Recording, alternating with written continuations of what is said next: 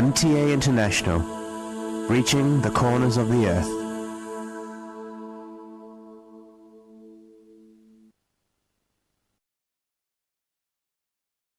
اس وقت ہم سیدنا حضرت امیر المومنین خلیفۃ المسیح رابع ایدہ اللہ تعالیٰ بنصر العزیز کا ایک تاریخی خطبہ جمعہ آپ کی خدمت میں پیش کر رہے ہیں۔ حبیبنا صلی علی محمد صلی علی حبیبنا صلی علی محمد صلی علی رسولنا صلی علی محمد صلی علی رسولنا صلی علی محمد صلی علی محمد صلی علی محمد أشهد أن لا إله إلا الله وحده لا شريك له وأشهد أن محمدا عبده ورسوله أما بعد فأعوذ بالله من الشيطان الرجيم بسم الله الرحمن الرحيم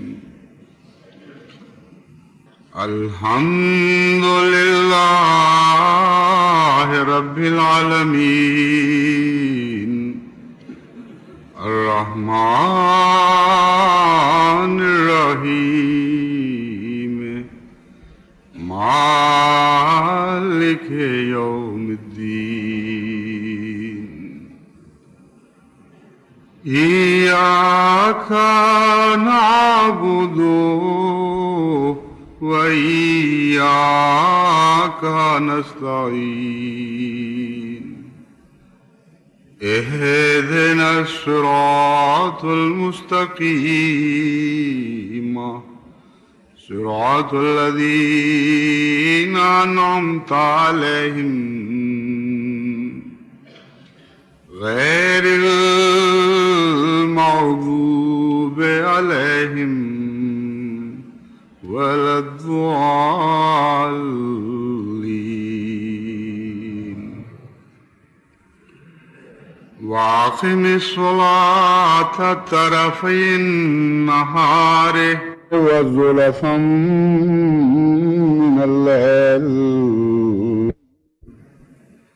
إن الحسنات يذهبن السيئات ذلك ذكرى للذاكرين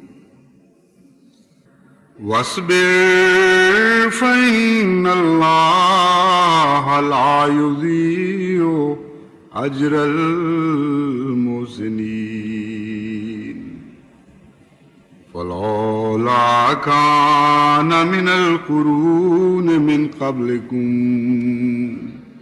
أولو بقية ينهون عن الفساد في الأرض إلا قليلا ممن أنجينا منهم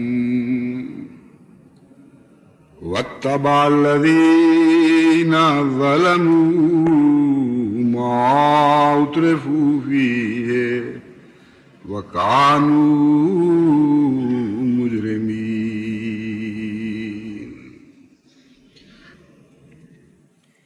عبادت الہی کے مختلف مقاصد ہیں اور مختلف فوائد انسان کو پہنچتے ہیں۔ تعلق باللہ اس کا ایک مضمون ہے اور تعلق بالعباد اس کا دوسرا پہلو ہے. اور تعلق بالعباد میں سب سے بڑا فائدہ نماز یہ دیتی ہے کہ خوبیاں پیدا کرتی چلی جاتی ہے معاشرے میں، اور معاشرے کی بدیاں دور کرتی چلی جاتی ہے، اور دن بدن معاشرہ زیادہ دلکش، زیادہ خوبصورت، زیادہ دلربا ہوتا چلا جاتا ہے. چنانچہ قرآن کریم فرماتا ہے کہ اس مقصد کی خاطر بھی نماز کو ادا کرو اور بڑی ذمہ داری کے ساتھ ادا کرو، اس امید پر کہ تمہاری عبادتوں کے بدلے، تمہاری عبادتوں کے نتیجے میں بالآخر تمہارا معاشرہ نہایت حسین اور جنت نشان بن جائے گا. فرماتا ہے نماز کو دن کے دونوں کناروں پر کھڑا کرو. جس طرح حفاظت کے لیے فوجیں مقرر کی جاتی ہیں، اس طرح کا نقشہ کھینچا ہے کہ گھیر لو اپنے دن کو نمازوں سے، اور راتوں کو بھی کچھ اٹھو اور وہاں بھی خدا کی عبادت کرو. کیوں؟ اس لیے کہ ان الحسنات یذہبن السیئات، کیونکہ نیکیوں میں یہ خوبی پائی جاتی ہے کہ وہ بدیوں کو دور کر دیتی ہیں. اس لیے نماز کا جو اخروی فائدہ ہے وہ تو الگ ہے، تعلق باللہ کا مضمون اپنی جگہ ہے، لیکن اس دنیا میں بھی انسان کو نماز سے جو نمایاں فائدہ پہنچتا ہے وہ یہ ہے کہ اس کے اندر، اس کے معاشرے میں حسن پیدا ہونے لگ جاتا ہے اور بدیاں دور ہونے لگ جاتی ہیں. اور یہ قانون قدرت ہے جو اٹل ہے، ازلی اور ابدی ہے، اس میں کبھی کوئی تبدیلی آپ نہیں دیکھیں گے کہ حسنات برائیوں کو دور کرتی ہیں. یہ جو طرز کلام ہے قرآن کریم کی، یہ دنیا کے عام تصور سے بالکل مختلف ہے. یہ جو نتیجہ نکالا گیا ہے کہ حسنات برائیوں کو دور کرتی ہیں، عام انسانی فہم نے جو نتیجے اخذ کیے ہیں یہ اس کے بالکل برعکس ہے. عام طور پر غلطی سے کوتا نظر انسان یہ سمجھتے ہیں کہ بدیاں زیادہ طاقتور ہوتی ہیں اور نیکیاں کمزور ہوتی ہیں. کہتے ہیں بدی راہ پا گئی اس کے اندر، اور جو جو بدی داخل ہونے شروع ہوئی اس نے نیکی کو دھکیل کر باہر کرنا شروع کیا. قرآن کریم ایک حیرت انگیز عقل و دانش کی ایسی کتاب ہے کہ جو انسانی فطرت کی غلطیوں کو بھی درست کرتی چلی جاتی ہے، اس کے اخذ کیے ہوئے نتیجوں کو بھی درستی کرتے ہوئے اس کی صحیح رہنمائی فرماتی ہے. اللہ تعالیٰ فرماتا ہے کہ حسنات میں طاقت ہے اور بدیاں کمزور ہیں. وہ قومیں جن میں تم بدیاں دیکھتے ہو، دراصل ان میں سے پہلے مثبت خوبیاں دور ہونی شروع ہوئی تھیں. پہلے ان کے اندر حسنات غائب ہونا شروع ہوئیں، اور حسنات کے نہ ہونے کے نتیجے میں چونکہ خلا نہیں ہو سکتا، اس لیے لازماً بدیاں اس کی جگہ پہنچ جاتی ہیں.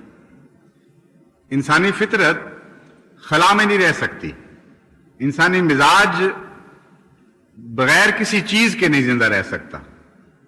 اللہ تعالیٰ فرماتا ہے کہ جب تک نیکیاں موجود رہتی ہیں وہ حفاظت کرتی ہیں اور بدیوں کو اندر داخل نہیں ہونے دیتی. اور بدیاں تو ایک منفی پہلو ہے. جس طرح روشنی کے مقابل پر اندھیرا ہے، اگر روشنی نہیں ہوگی تو اندھیرے نے تو آنا ہی آنا ہے. اس لیے یہ حیرت انگیز طور پر روحانی دنیا کی سائنٹیفک کتاب ایسی ایسی اصطلاحیں استعمال فرماتی ہے اور ایسے ایسے مضامین پر روشنی ڈالتی ہے کہ انسانی عقل وہاں تک پہنچ ہی نہیں سکتی. جب ایک دفعہ علم ہو جائے قرآنی نقطۂ نگاہ کا، پھر جب آپ تدبر کریں اور غور کریں تو حیرت انگیز طور پر قرآنی بیانات کو سچ پائیں گے. یہ بنیادی بات ہے کہ نیکی ایک مثبت پہلو ہے اور بدی نیکی کے فقدان کا نام ہے. بس جو نیکی کم ہوگی بدی زیادہ ہونی شروع ہو جائے گی. یہ نہیں ہو سکتا، ناممکن ہے کہ نیکی موجود ہو اور پھر بدی اندر داخل ہو جائے.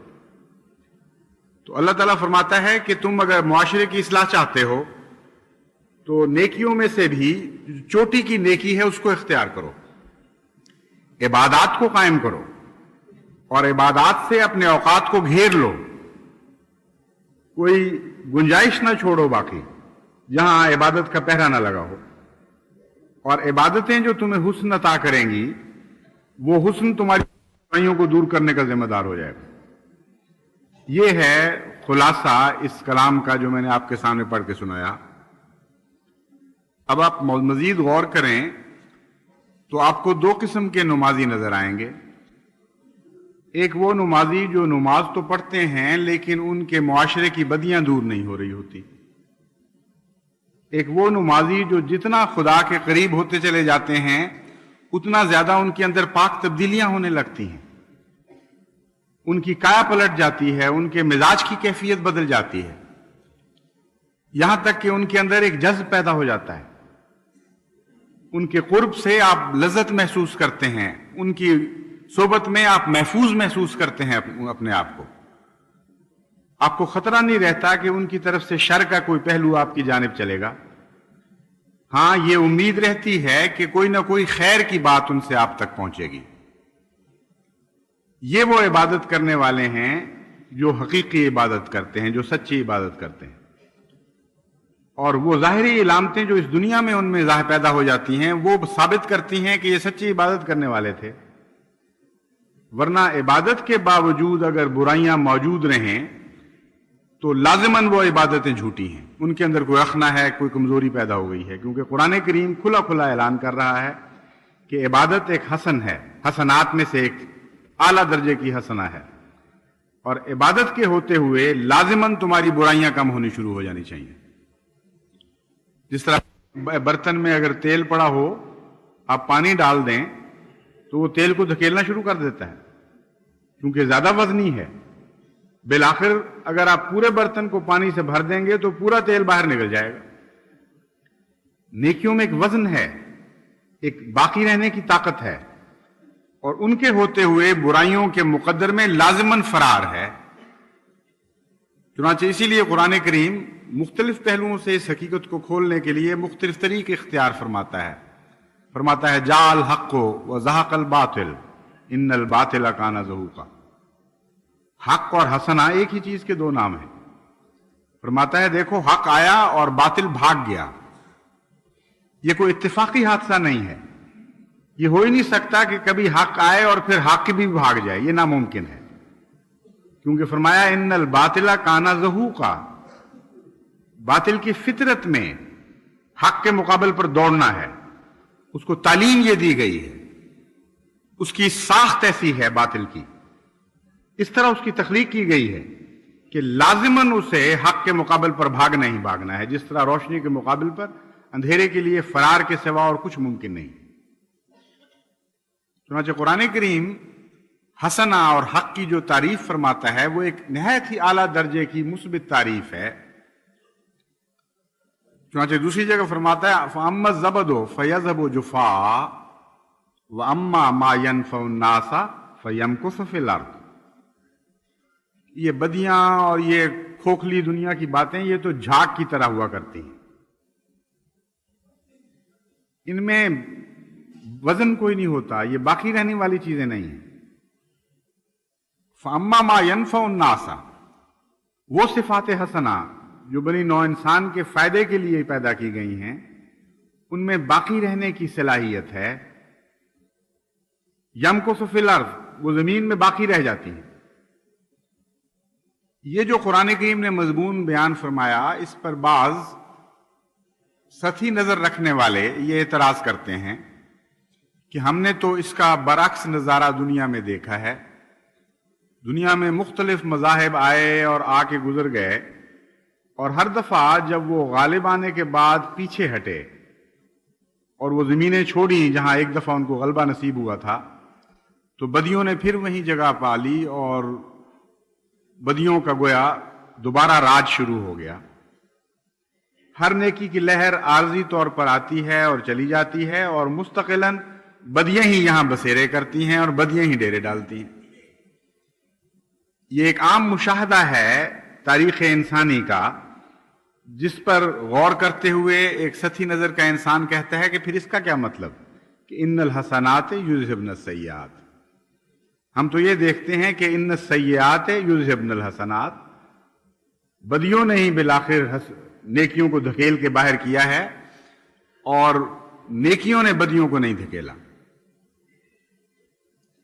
یہ مضمون دو طرح سے غلط ثابت ہوتا ہے، یعنی سرسری نظر میں اور تاریخی مطالعے میں تو بظاہر یہی حقیقت نظر آ رہی ہے، مگر قرآن کا کلام لازماً سچا ہے اور عقل کو منوایا جا سکتا ہے۔ اب جب مزید تجزیہ کریں گے صورتحال کا تو آپ کو معلوم ہوگا کہ قرآنی دعویٰ ہی سچا ہے اور ہمارے مشاہدے نے کچھ غلطی کی تھی۔ سب سے پہلی بات جو نظر آتی ہے وہ یہ ہے کہ نیکی اس وقت داخل ہوتی ہے جب نبوت آتی ہے، اور بظاہر اتنی کمزوری کی حالت میں داخل ہوتی ہے کہ اگر بدی میں کوئی وزن ہوتا تو ممکن نہیں تھا کہ نیکی راہ پا جاتی۔ یعنی تمام وہ غلبے کے محرکات، تمام وہ سامان جس کے نتیجے میں غلبے کو برقرار رکھا جا سکتا ہے، وہ سارے بدی کے پاس ہوتے ہیں، اور کلیتاً رچ بس جاتی ہے معاشرے میں، انگ انگ میں بھیگ چکی ہوتی ہے، کو بھگو چکی ہوتی ہے۔ جیسا کہ قرآن کریم نے نقشہ کھینچا ظہر الفساد فی البر والبحر، کہ دیکھو محمد مصطفیٰ صلی اللہ علیہ وآلہ وسلم ایسے حال میں تشریف لائے کہ گویا پاؤں رکھنے کی بھی جگہ نہیں تھی نیکی کے لیے، نہ خشکی میں کوئی جگہ باقی تھی، نہ تری میں کوئی جگہ باقی تھی۔ بعض دفعہ ایک گند اتنا پھیل جاتا ہے کہ حقیقتاً وہاں پاؤں رکھنے کی بھی گنجائش نہیں رہتی۔ تو قرآن کریم تو یہ فرماتا ہے کہ ایسے حال میں محمد مصطفیٰ صلی اللہ علیہ وآلہ وسلم نے طلوع فرمایا کہ جب ایک چپا بھی گنجائش نہیں تھی نیکی کے لیے، وہاں قدم رکھا ہے اور دیکھا یہ پھر دنیا نے کہ نیکی نے پھیلنا شروع کیا، نیکی کی زمینیں بڑھنی شروع ہوئی اور بدی سمٹنے لگ گئی۔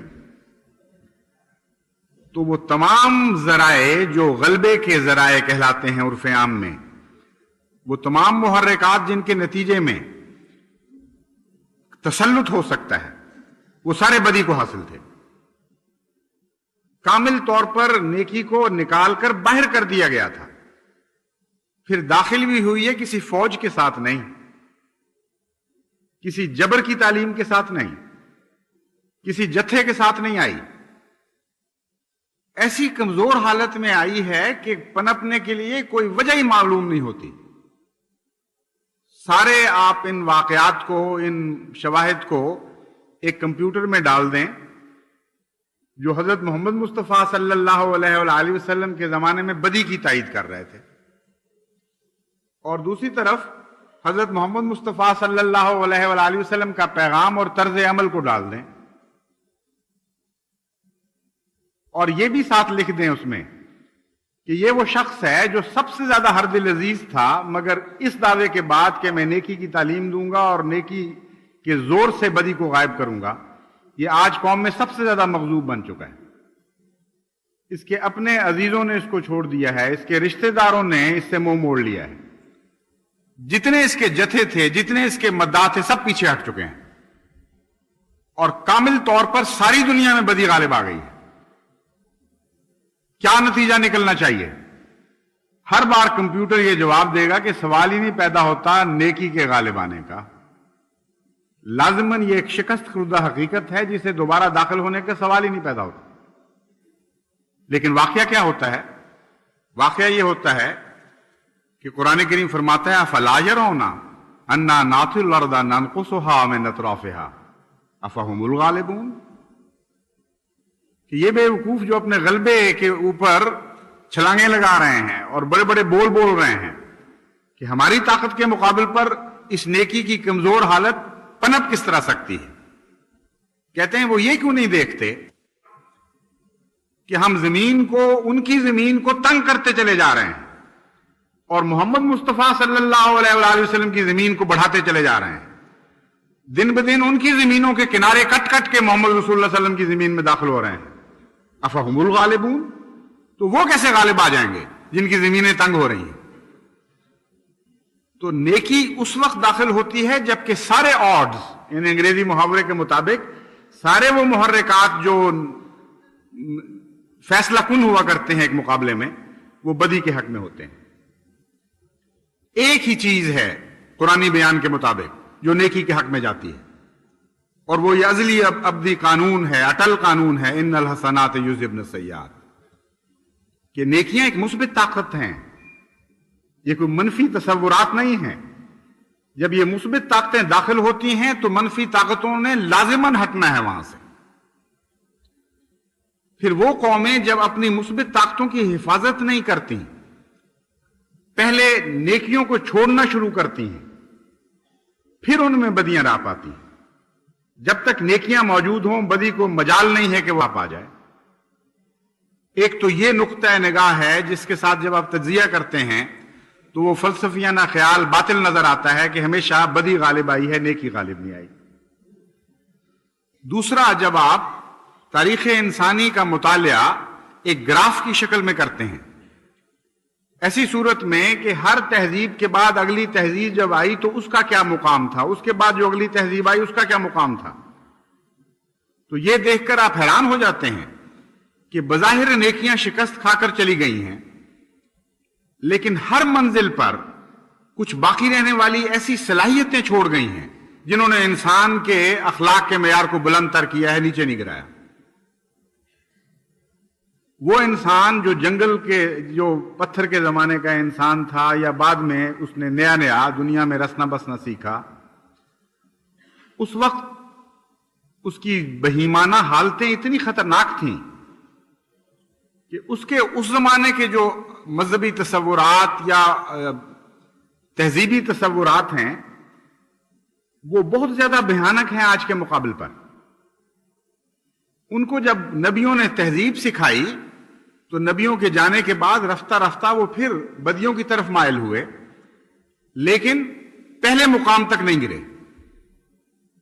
ہر اگلی جو لہر آئی ہے وہ پہلے سے اونچا چھوڑ گئی ہے، ہر اس سے اگلی لہر جو آئی ہے وہ اس سے پہلے سے اونچا انسانیت کا مقام چھوڑ گئی ہے۔ چنانچہ آج جو تصور ہے آزادیوں کا اور انسانی حقوق کا، اس کا عشر عشیر کیا اس کا 1000واں حصہ بھی آج سے 2-4 ہزار سال پہلے موجود نہیں تھا۔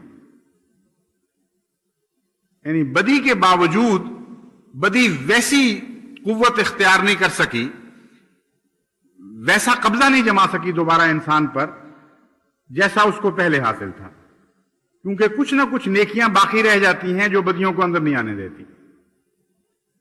چنانچہ ایک مرتبہ یونیورسٹی آف لنڈن میں ایک عیسائی نے مجھ پر اعتراض کیا کہ دیکھو تم بڑے دعوے کرتے ہو کہ محمد رسول کریم صلی اللہ علیہ وآلہ وسلم نے ایسی کایا پلٹ دی اور یہ کر دیا اور وہ کر دیا، اور امر واقعہ یہ ہے کہ چند سال کا ہی قصہ تھا نا، چند سال کے بعد پھر وہ جوتیوں میں دال بٹی ہے، وہ تمہاری لڑائیاں ہوئی ہیں آپس میں کہ وہ ساری اخوت گئی، وہ سارے باتیں تہذیب اور تمدن کی ختم ہو گئیں، قصے بن گئیں جن کو لے کر تم رسول اللہ صلی اللہ علیہ وسلم کے زمانے میں اچھالتے ہو اور ہم پر اپنی برتری ثابت کرتے ہو۔ میں نے اس کے سامنے یہ بات رکھی، وہاں کے لوگ عموماً اعتراض تو کرتے ہیں لیکن کج بحث نہیں ہے۔ اس کو میں نے کہا کہ تم نے سطحی مطالعہ کیا ہے، تم مطالعہ کر رہے ہو حضرت محمد رسول کریم صلی اللہ علیہ وآلہ وسلم کے اپنے زمانے کا آپ کے مان بعد کے زمانے سے۔ میں نے کہا یہ ہو کیسے سکتا ہے کہ محمد رسول اللہ صلی اللہ علیہ وسلم کے ہونے اور نہ ہونے میں فرق کوئی نظر نہ آئے؟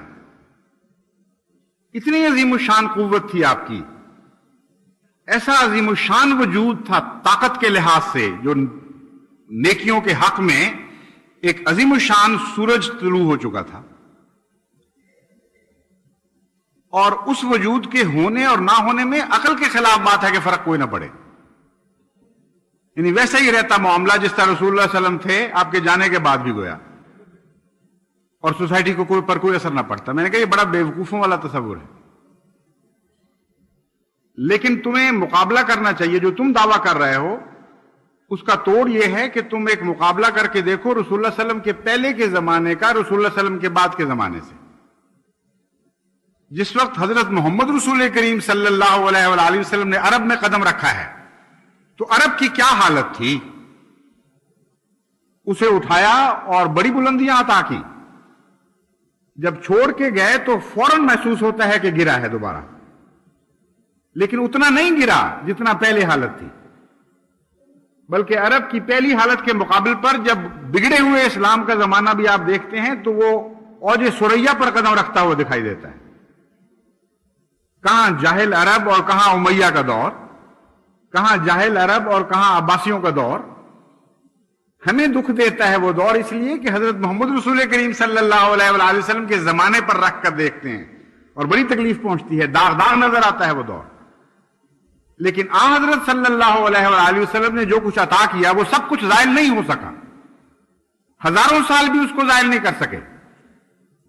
آج 1400 سال گزر چکے ہیں لیکن ایسی خوبیاں جاری ہیں آج بھی مسلمانوں میں کہ گرے پڑے بھی وہ باقی قوموں کے مقابل پر ان خوبیوں میں بہتر ہیں.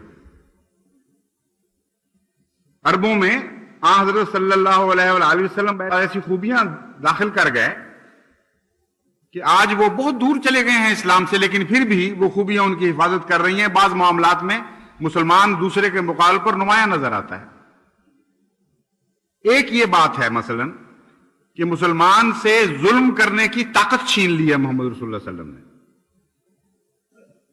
ظلم کرتا تو ہے لیکن ہمیں اس لیے ظلم نظر آتا ہے کہ معیار بہت بڑا بڑھا دیا حضور صلی اللہ علیہ وآلہ وسلم نے انصاف کا. کہاں ہندوؤں کا ظلم، کہاں سکھوں کے مظالم، کہاں غیر قومیں جو ایک دوسرے پر مظالم کرتی ہیں ان کا حال، اور کہاں وہ مظالم جو ہم کہتے ہیں ظلم ہیں لیکن حضرت محمد مصطفیٰ صلی اللہ علیہ وآلہ وسلم کے ماننے والے بعض اپنے ساتھیوں پر یا ان پر کرتے ہیں جن سے روٹھ چکے ہیں. جو ہمیں ظلمات نظر آتے ہیں وہ دنیا کی نظر میں کوئی حیثیت ہی نہیں رکھتے.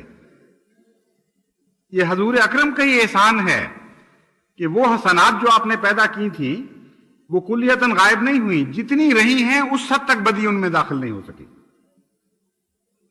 اور ہر لہر نے جو نبوت کی آئی ہے دنیا میں انسان کو پہلے سے بلند تر مقام پر چھوڑا ہے، اور کچھ ایسی نیکیاں چھوڑی ہیں پیچھے جن کے اندر وزن تھا اور باقی رہنے والی تھی، اور بدیوں کو کبھی بھی ان پر پوری طرح یلغار کر کے مغلوب کرنے کی توفیق نہیں ملی. یہ ہے انسانی تہذیب کا ماحصل، یہ ہے تاریخی دور کا سبق. ہر دور اپنے سے بہتر دور چھوڑ کے گیا ہے، پھر ہر آنے والا دور اپنے سے اور بہتر دور کو چھوڑ کے گیا ہے، اور ان تمام میں اصل موجب، اصل ذمہ دار نبوت ہے. ہر دفعہ نبوت ہی ہے جس نے انسان کی تعلیم و تربیت کی ہے.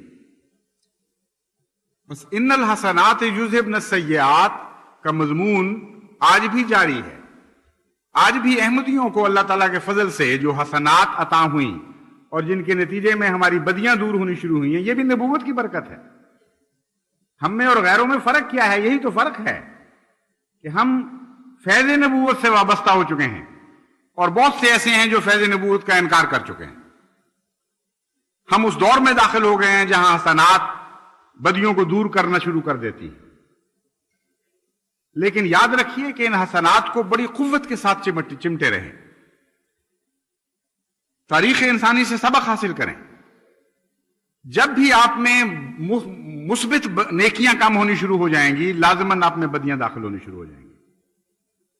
جب بھی آپ میں بدیاں داخل ہوں گی تو محض یہ تعلیم کہ بدیاں چھوڑ دو یہ کسی کام نہیں آئے گی. کبھی کسی کے کہنے سے بدیاں نہیں چھوڑا کرتا کوئی. ہاں نیکیاں اگر اختیار کرے کوئی قوم تو بدیاں خود بخود چھٹنی شروع ہو جاتی ہیں. اس وقت اللہ تعالیٰ کے فضل سے جماعت احمدیہ کا یہ معیار ہے اور بہت بڑا حضرت مسیح موعود علیہ الصلوۃ والسلام کا احسان ہے کہ ایسے انسانوں کی ایک جماعت پیدا کر دی جو نیکی کی باتیں زیادہ سنتی ہے اور نیکی کی باتیں سن کر جلدی عمل کرتی ہے، اور بدیوں کے خلاف ان کے اندر ایک طبعی اور فطری بغاوت پیدا ہو چکی ہے. بہت کوشش کر کے لوگوں کو بدیاں داخل کرنی پڑتی ہیں جماعت احمدیہ میں. منافقوں کو بڑے زور مارنے پڑتے ہیں تب جا کر وہ چرکے لگاتے ہیں. ایک دفاع کی طاقت از خود پیدا ہو گئی ہے، اور یہ دفاع کی طاقت تبھی نتیجہ ہے نیکیوں کا. جب تک نیکیاں آپ کے اندر رہیں گی یہ دفاع کی طاقت موجود رہے گی. جب نیکیاں کھائی جائیں گی تو یہ دفاع کی طاقت بھی خود بخود ختم ہوتی چلی جائے گی. یعنی جب نیکیوں کو آپ خود چھوڑ دیں گے، یہ آپ کے اختیار کی بات ہے. چنانچہ اللہ تعالیٰ فرماتا ہے ان اللہ لا یغیر ما بقوم حتی یغیروا ما بانفسہم، کہ یاد رکھو خدا بدیاں نہیں پیدا کیا کرتا، نہ بدیوں کو اجازت دیتا ہے کہ کسی قوم میں راہ پا جائیں۔ لا یغیر ما بقوم، قوموں کو جو نعمتیں عطا ہوئی ہیں خدا ہرگز تبدیل نہیں کیا کرتا ان کو، یہاں تک کہ یغیروا ما بانفسہم، وہ خود تبدیل کر دیں، جو ان کو حاصل ہوا ہے اس کو چھوڑنا شروع کر دیں۔ بس یہ ایک بہت بڑی نعمت ہے کہ آپ نیکی کی بات سنتے ہیں اور اس پر عمل کرنے لگ جاتے ہیں۔ اس کی برعکس صورت جب پیدا ہو جاتی ہے تو قومیں ہلاک ہو جایا کرتی ہیں۔ جب قومیں تنزل اختیار کرتی ہیں تو بالکل الٹ نقشہ پیش کرتی ہیں، وہ نیکی کی باتیں سنتے ہیں اور عمل نہیں کرتے، بدی کی باتیں سنتے ہیں اور دوڑ دوڑ کے عمل کرتے ہیں۔ بس یہ اپنا امتیاز قائم رکھیں۔ مجھے کچھ لوگوں نے بتایا مثلا کہ پیچھے چند خطبات میں جو زور دیا گیا ہے، تحریکات کی گئی ہیں، عبادت کی طرف توجہ دلائی گئی ہے، اس کا خدا کے فضل سے نمایاں اثر نظر آ رہا ہے ربوہ کی مساجد میں۔ لوگ بکثرت آ رہے ہیں مساجد میں، اور بعض جگہ سے تو یہ اطلاع ملی کہ مسجدیں بھر بھر کے چھلکنے لگ گئی ہیں۔ بہت ہی پیاری ایک تصویر ہے ربوہ کی کہ یہاں مسجدیں چھلک رہی ہوں۔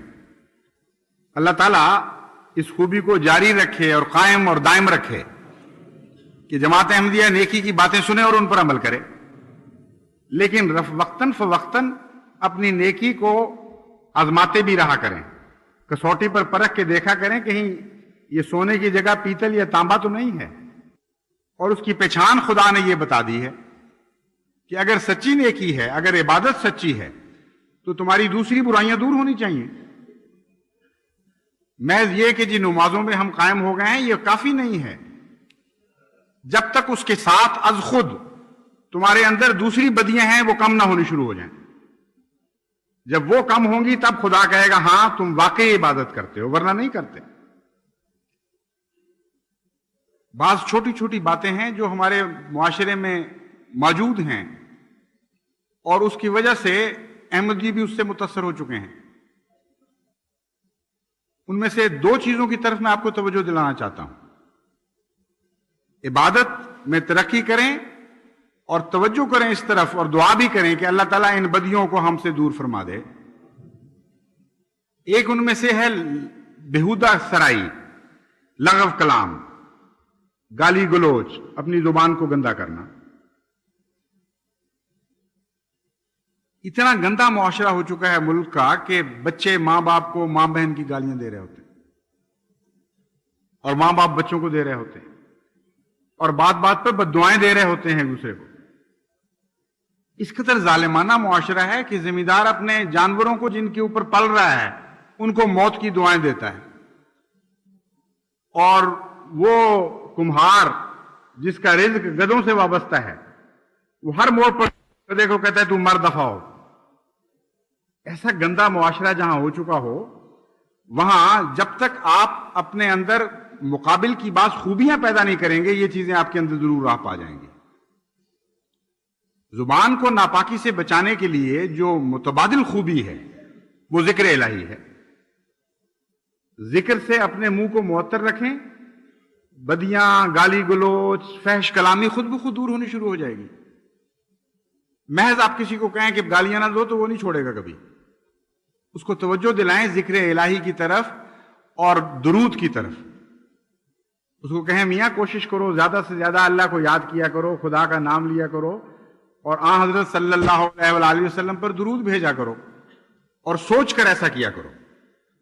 جس شخص کو یہ عادت پڑنی شروع ہو جائے گی، لازماً جتنی یہ عادت راسخ ہوگی اسی قدر فحش کلامی کی عادت اس کو چھوڑنا شروع کر دے گی، کیونکہ ایک زیادہ طاقتور، زیادہ مثبت قدر نے اس کی جگہ گھیر لی ہے۔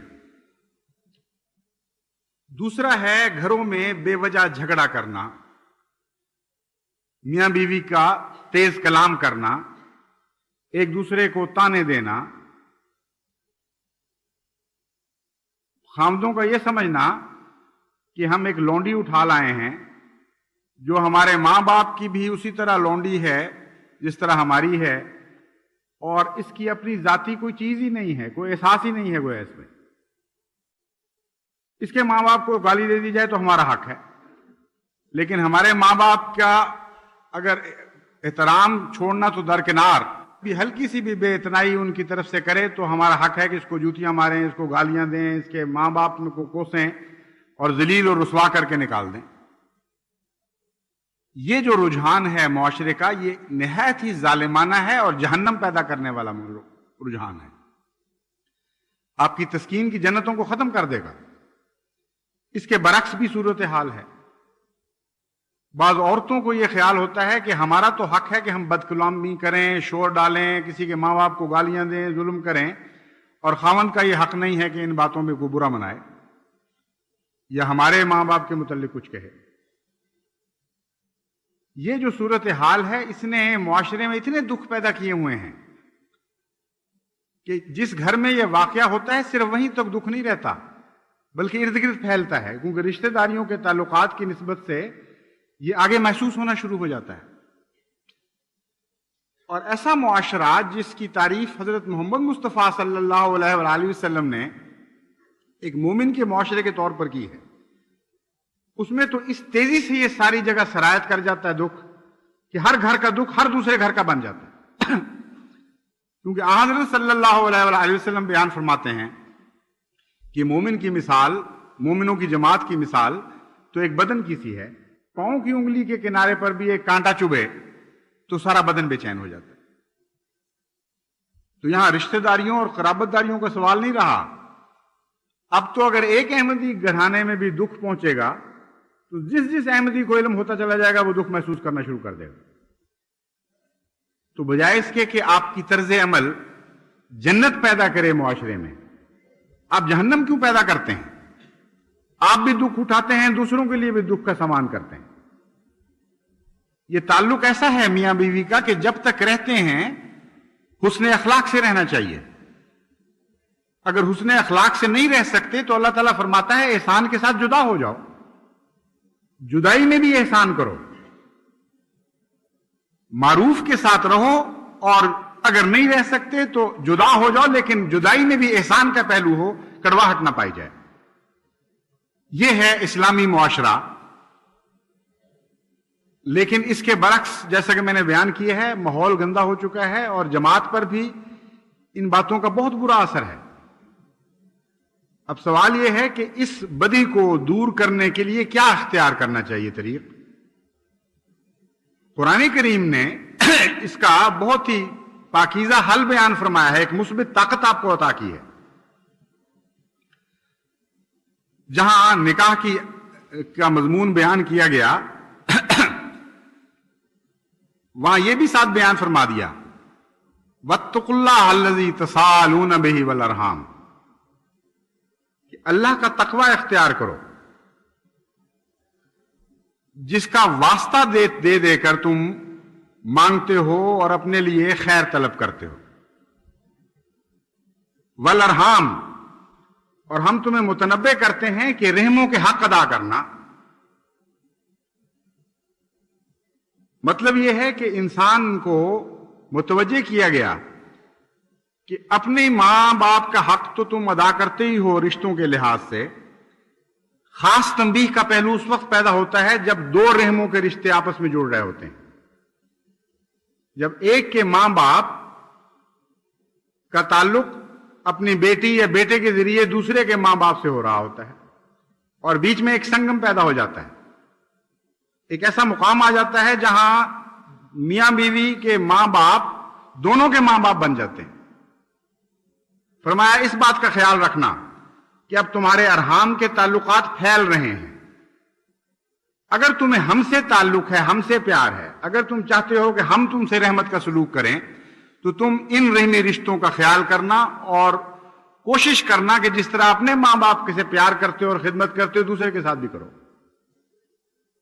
یہ ایک ایسا مثبت نظریہ ہے کہ اگر دونوں میاں بیوی یہ کوشش کریں کہ ماں باپ سے بڑھ کر دوسرے کا خیال، دوسرے کے ماں باپ کا خیال رکھیں، بڑھ کر تو نہیں کر سکتے لیکن کم سے کم اپنے ماں باپ کی طرح سلوک کریں، تو دونوں طرف سے جو بعض دفعہ زیادتیاں ہو جاتی ہیں وہ بالکل پلٹ جائیں گی، دونوں میں اثار پیدا ہو جائے گا، دونوں میں ایک دوسرے سے زیادہ محبت پیدا ہو جائے گی، جہنم کی بجائے ایک جنت بن سکتی ہے۔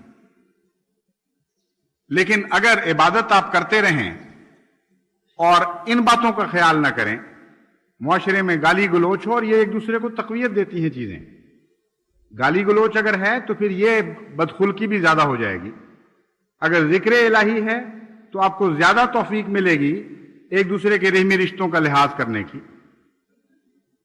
تو یہ دونوں خوبیاں ایسی ہیں جو تقویت دیتی ہیں ایک دوسرے کو، اس لیے آپ ذکر الہی پر بہت زور دیں، درود پر بہت زور دیں نمازوں کے ساتھ ساتھ، اور جس کو کہتے ہیں زبان کو تر رکھنا، اپنے دل کو بھی تر رکھیں اور زبان کو بھی تر اور پاک رکھیں۔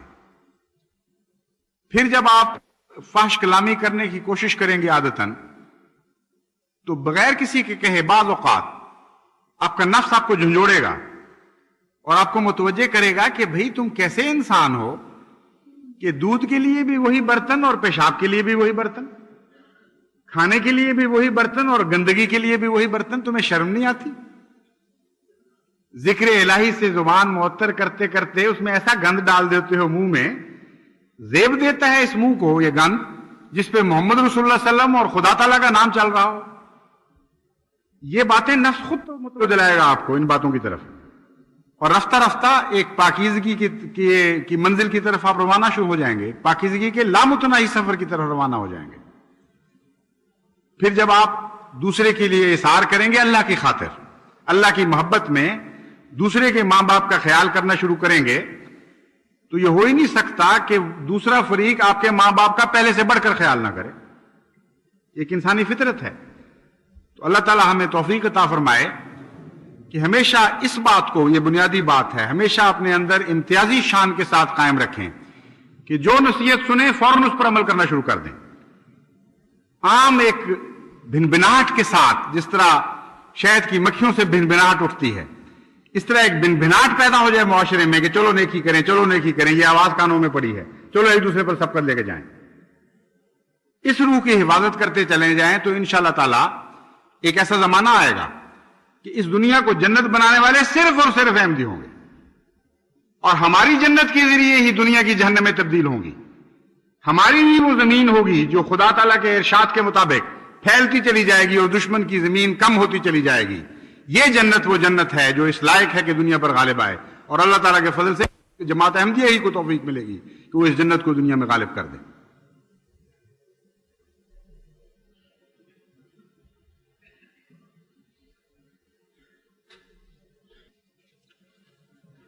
الحمدللہ نحمدہ ونستعینہ ونستغفرہ ونؤمن بہ ونتوکل علیہ ونعوذ باللہ من شرور انفسنا ومن سیئات اعمالنا، من يهده الله فلا مضل له ومن يضلله فلا هادي له، ونشهد أن لا إله إلا الله وحده لا شريك له، ونشهد أن محمدًا عبده ورسوله۔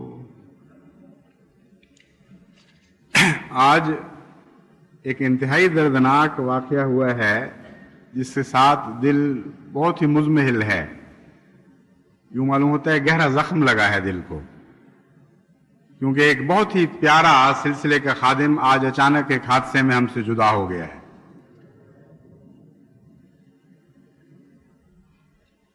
مولانا عبد المالک خان صاحب جو جہاد پر روانہ ہوئے تھے، تبلیغی سفر پر روانہ ہوئے تھے، آج ایک حادثے میں شیخو پورے کے قریب شدید زخمی ہوئے، اور جب تک ایک ہسپتال کی بد انتظامی سے تنگ آ کر دوسرے ہسپتال میں منتقل کیا گیا اس دوران آپ وفات پا گئے.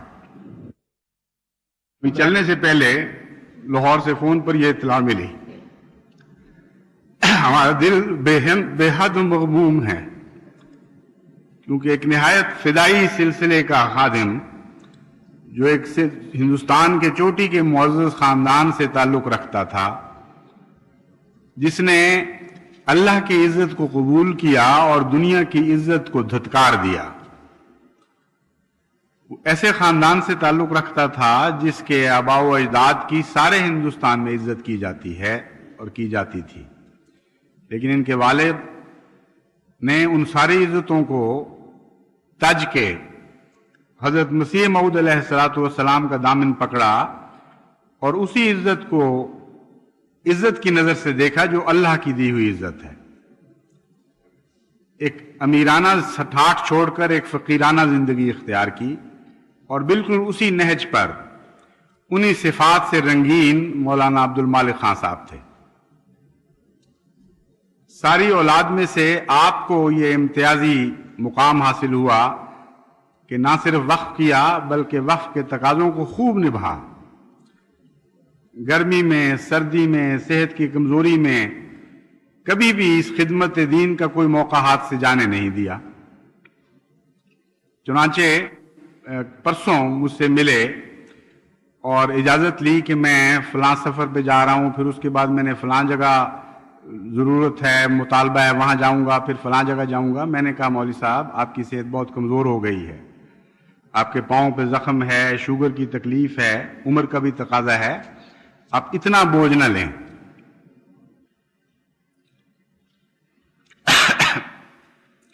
مولوی صاحب نے فرمایا کہ حضور بوجھ کیسا، میں تو اتنا خوش ہوتا ہوں، میرا دل کھل اٹھتا ہے ان باتوں سے، اس لیے مجھے اجازت دے دیں کہ میں دینی سفر پہ رہا کروں.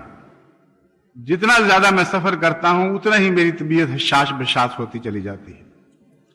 اللہ نے آپ کے اس جذبے کو قبول فرمایا اور اسی سفر کی حالت میں آپ کو اپنے پاس بلا لیا ہے. غم کتنا بھی ہو ہم تب بھی راضی ہیں اپنے اللہ کی رضا سے. آنسو آنکھوں سے گرنا ایک انسانی فطرت کا تقاضا ہے. حضرت محمد مصطفیٰ صلی اللہ علیہ وآلہ وسلم نے ہمیں نرم دل بنا دیا ہے اور انسانیت سکھائی ہے، لیکن جزا فضا کی ہمیں اجازت نہیں، نہ وہ ہماری سرشت میں داخل ہے. نہ مایوسی کا ہمیں سبق دیا گیا، نہ مایوسی سے ہم آشنا ہیں.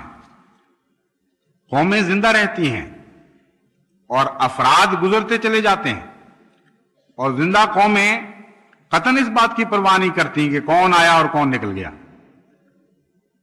بحیثیت قوم کے ان کی زندگی کا سفر ہمیشہ آگے سے آگے بڑھتا چلا جاتا ہے. جماعت احمدیہ بھی ایک زندہ قوم ہے. جانے والوں کے جانے سے دکھ تو ضرور پہنچا ہے، لیکن مایوسی پیدا نہیں ہوئی. مجھے امید ہے اور میں دعا کرتا ہوں کہ اللہ ہر جانے والے کے مقابل پر سینکڑوں ہزاروں ویسے پیدا کر دیا کرے. ایک عبد المالک کو بلائے تو ہزاروں لاکھوں عبد المالک عطا کر دیا کرے جماعت کو، کیونکہ دنیا کو خدمت کرنے والے، مخلص خدمت کرنے والوں کی بے حد ضرورت ہے. اللہ تعالی ہمیں توفیق عطا فرمائے، ہمارا دامن خدمت کرنے والوں سے کبھی تہی نہ رکھے. دن بدن واقفین کی جماعت کی رونق میں اضافہ ہی ہوتا چلا جائے. دن بدن خدا کے فرشتے دلوں کو تحریک کریں کہ ایک کی جگہ خالی ہوئی ہے، تم 10 20 100 ہزاروں آگے بڑھو اور لبیک کہہ کر اپنے آپ کو پیش کرو کہ ہم اس جگہ کو پر کرنے کے لیے حاضر ہیں. عباد اللہ رحمکم اللہ، ان اللہ یامر بالعدل والاحسان وایتاء ذی القربى وینہی عن الفحشاء والمنکر والبغی یعظکم لعلکم تذکرون. اذکروا اللہ یذکرکم وادعوہ یستجب لکم ولذکر اللہ اکبر.